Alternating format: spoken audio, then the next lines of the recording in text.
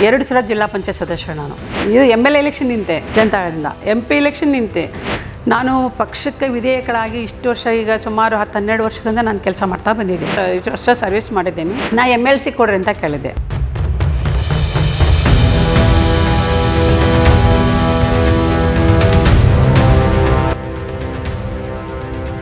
ನೀವು ಯಾರೇ ಬರಲಿ, ನಿಮ್ಮ ಪಕ್ಷದ ಒಂದು ಸಣ್ಣ ಕಾರ್ಯಕ್ರಮ ಇದ್ರೂ ಪ್ರೇಮ ಅವರು ಇರ್ತಾರೆ. ದೊಡ್ಡ ವೇದಿಕೆ ಕಾರ್ಯಕ್ರಮದಲ್ಲೂ ನೀವು ಗುರುತಿಸ್ಕೊಂಡಿದ್ದೀರಿ, ನೋಡಿದ್ದೀವಿ, ಓಡಾಡಿದ್ದೀವಿ. ಈಗ 18 ಜನ ಆಕಾಂಕ್ಷಿಗಳು, ಆ ಪೈಕಿ ಎಲ್ಲರನ್ನೂ ವಿಶ್ವಾಸಕ್ಕೂ ತಗೊಳ್ತಾರೆ. ಪಠಾಣ್ ಅವರು ಗೆಲ್ತಾರೆ, ಅದು ಸೆಕೆಂಡ್.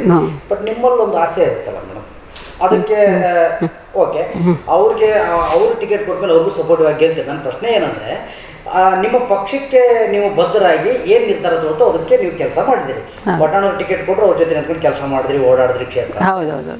ನೆಕ್ಸ್ಟ್ ನಿಮಗೆ ಏನು ಈಗ ಒಂದು ಮಹಿಳಾ ಜಿಲ್ಲಾ ಅಧ್ಯಕ್ಷ ಸ್ಥಾನ, ಹೌದೌದು, ತೃಪ್ತಿ ಇದೆಯಾ? ಅಥವಾ ಬೇರೆ ನಿಮ್ಮ ಒಂದು ಹೋರಾಟಕ್ಕೆ ಇಷ್ಟೊತ್ತು ನಾನು ಕೇಳೋದು ಜರ್ನಿಗೆ ನಿಮಗೆ ಬೇರೆ ಸ್ಥಾನ ಏನಾದರೂ ನಿರೀಕ್ಷೆ ಇತ್ತಾ?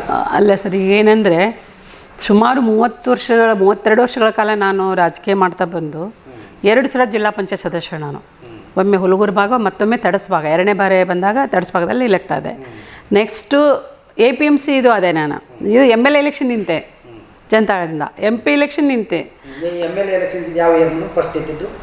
ಫಸ್ಟ್ 2004 ಏನೋ ಜನತಾದಳದಿಂದ. ಆಮೇಲೆ ನೆಕ್ಸ್ಟ್ MP ನಿಂತ್ಕೊಂಡೆ.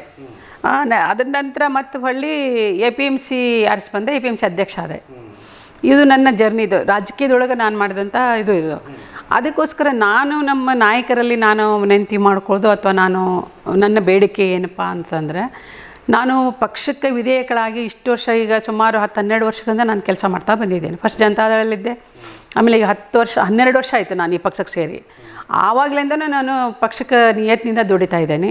ಅದನ್ನು ಗುರುತಿಸಿ ನನಗೆ ಮಹಿಳಾ ಜಿಲ್ಲಾ ಅಧ್ಯಕ್ಷ ಸ್ಥಾನ ಕೊಟ್ಟಿದ್ದಾರೆ. ಅದೇ ರೀತಿ ನಾನು ಯಾವುದೇ 3-4 ಬೈ ಚುನಾವಣೆ ಮಾಡೋದು. ಯಾರ್ದು ಮಾನೆ ಸಾಹೇಬ್ರದ್ದು, ಆಮೇಲೆ ಕೋಳೆವಾಡ ಅವ್ರದ್ದು, ಆಮೇಲೆ ಬನ್ನಿಕೋಡ್ರದ್ದು, ಹಿರೇಕೆರೂರು, BC ಪಾಳ್ಯರು ಬಿಟ್ಟವ್ರು, ಹಾಗೆ 3-4 ಬೈ ಚುನಾವಣೆ ಮಾಡಿದ್ದೀನಿ. MP ಚುನಾವಣೆ 2-3 MP ಚುನಾವಣೆಯಲ್ಲಿ ನಾನು ಭಾಗವಹಿಸಿ ಕೆಲಸ ಮಾಡಿದ್ದೀನಿ. ಜಿಲ್ಲಾ ಪಂಚಾಯತಿಯಲ್ಲಿ ಮಾಡಿದ್ದೀನಿ, ತಾಲೂಕು ಪಂಚಾಯತಿ. ಯಾವುದೇ ಒಂದು ಚುನಾವಣೆ ಬಂದರೂ ನಾನು ಮುಂಚೂಣಿಯಲ್ಲಿ ಇದ್ಕೊಂಡು ನಾನು ಹೋರಾಟನ ಮಾಡಿದ್ದೀನಿ. ಯಾಕೆ ಪಕ್ಷಕ್ಕೆ ದುಡಿದಿದ್ದೀನಿ.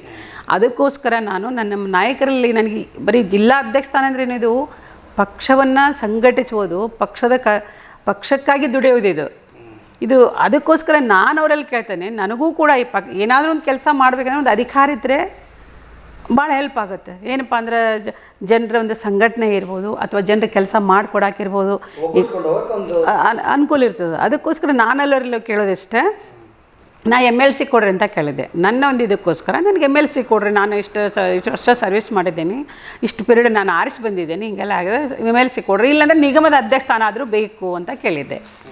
ನಮ್ಮಲ್ಲಿಯ ಎಲ್ಲ ಜಿಲ್ಲಾ ಶಾಸಕರು, ಈಗ 6 ಜನ ನಮ್ಮಲ್ಲಿ ಶಾಸಕರಿದ್ದಾರೆ, ಅಷ್ಟು ಶಾಸಕರಿಗೂ ನಾನು ಮೀಟ್ ಮಾಡಿದ್ದೀನಿ.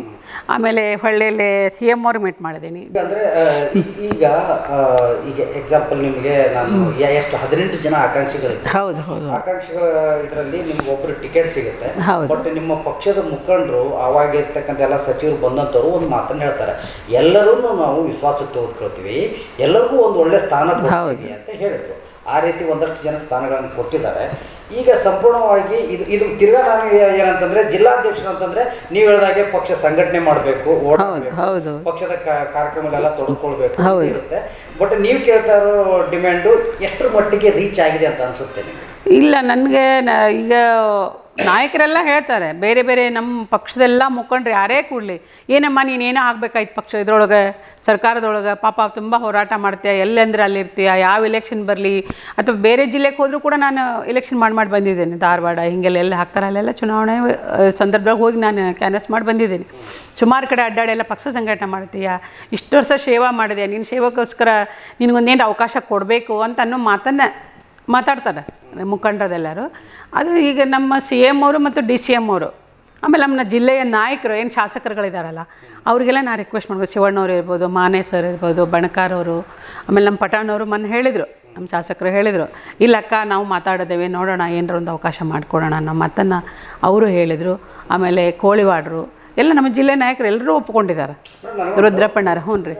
ಈಗ ಓಕೆ, ಈಗ ಜಿಲ್ಲೆಯಲ್ಲಿ 6 ಜನ ಶಾಸಕರು ನಿಮ್ಮ ಪಕ್ಷದವರೇ, ಹೌದು. ಕಾಂಗ್ರೆಸ್ ಪಕ್ಷ ಎಲ್ಲ ಶಾಸಕರು ಅವರೇ ಇದ್ದಾರೆ, ಒಪ್ಕೊಂಡು ಈಗ ಈ ಶಾಸಕರಿದ್ದಾರೆ ಅಂತ ಹೇಳ್ತಿಲ್ಲ ನಾನು. ಒಂದು ಇಲ್ಲಿಂದ ಏನೋ ಈಗ ಸಣ್ಣ ಸ್ಟೇಜಲ್ಲಿ, ಈಗ ಎಕ್ಸಾಂಪಲ್ ನಿಮ್ಮನ್ನೇ ತಗೋದು, ನಾನು ಮಹಿಳಾ ಜಿಲ್ಲಾಧ್ಯಕ್ಷ ಇದ್ದಾರೆ, ಇವರ ಒಂದು ಕೂಗು ಅಥವಾ ಇವರ ಒಂದು ಮುಂದಿನ ಜರ್ನಿಗೆ ಬೇಕಾದಂಥ ಒಂದು ಪ್ಲೇಸ್ ಅದೆಲ್ಲವೂ ಅಲ್ಲಿ ಮುಟ್ಟುತ್ತೆ ಅನ್ನೋದು ನಿಮ್ಮ ನಂಬಿಕೆ. ಹೌದು ಹೌದು ಹೌದು. ಅಭಿಪ್ರಾಯ ಇತ್ತು. ಆದರೆ ಇದು ನೇರವಾಗಿ ನಿಮ್ಗೆ ಅಲ್ಲಿ ಹೋಗೋಕ್ಕೆ ಏನಾದರೂ ಅಭ್ಯಂತರ ಇರುತ್ತಾ, ಅಥವಾ ಇಲ್ಲಿಂದನೇ ಈ ಶಾಸಕರುಗಳ ಮುಖಾಂತರನೇ ಹಿಂಗೆ ಹೋದರೆ ಇದು ನಿಮ್ಮ ಒಪಿನಿಯನ್ ಹೆಂಗಿದೆ? ಇಲ್ಲ, ಇದು ಏನಂದರೆ ಅಭ್ಯಂತರ ಏನೂ ಇಲ್ಲ, ಬಟ್ ಶಾಸಕರಿಂದ ರೆಕಮೆಂಡ್ ಆಗಬೇಕು. ಆ ಜಿಲ್ಲೆಯ ಮಿನಿಸ್ಟ್ರು ಅವರಿಂದ ಸ್ವಲ್ಪ ರೆಕಮೆಂಡೇಷನ್ ಇದ್ರ ಇದು ಆಗ್ತದೆ ಅಲ್ಲಿ. ಈಗ ನಮ್ಮ ರುದ್ರಪ್ಪಣ್ಣವ್ರು ಇರ್ಬೋದು, ಶಿವಣ್ಣವ್ರು, ಇವರೆಲ್ಲ ಸೀನಿಯರ್ ಮೋಸ್ಟು, ಮಾನೆಯವರು, ಇವರೆಲ್ಲ ಅಂದರೆ ಆ ಜಿಲ್ಲೆಯ ಶಾಸಕರು ಜೊತೆಗೆ ನಮ್ಮ ಶಾಸಕರು ಮುಖ್ಯ. ಅವ್ರು ಹೇಳೋದ್ರಿಂದ ಹೌದು ಹೌದು ಹೌದು ಹೌದು ಹೌದು ಹೌದು. ಈಗ ನಾವು ಮನವಿ ಮಾಡ್ಕೊಳಕ್ಕೆ ಏನು ತಪ್ಪಿಲ್ಲ, ನಾವು ಎಲ್ಲರ ಕೇಳ್ಬೋದು ಅಷ್ಟೇ. ಈಗ ಹಾಂ, ಪ್ರಶ್ನೆ ಏನಿತ್ತಂದರೆ ನೇರವಾಗಿ ಹೋಗಿ ಈಗ ಪ್ರೇಮಾ ಪಾಟೀಲ್ ಅವರು ನೇರವಾಗಿ ಹೋಗಿ